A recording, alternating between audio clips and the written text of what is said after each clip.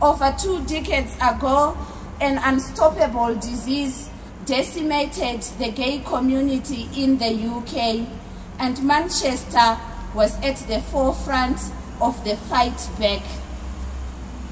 The LGBT community came together and did all they could to support those living with the virus.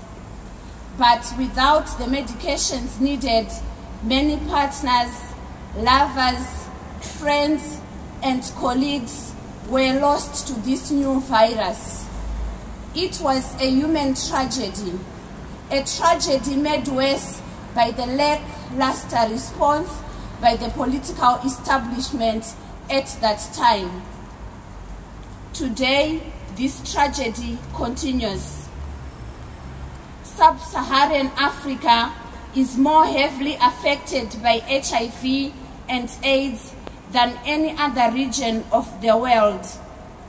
22.4 million people are living with HIV in the region. That is 2/3 of the global total.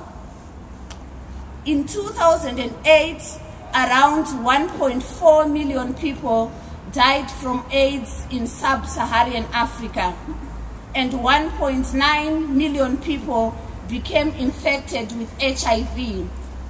Since the beginning of the epidemic, more than 14 million children have lost one or both parents to AIDS, and a staggering 25 million people have died since the beginning of the epidemic. What makes this situation criminal is that many of these deaths could have been avoided. We now have the medications necessary to control the HIV virus. This is not a cure, but with medications, people can live a normal life expectancy and play a full and active part in society. 10 million people worldwide are in need of HIV medications and not receiving them. 10 million people that, because of the price of the medication or the lack of the political commitment, could now die in vain.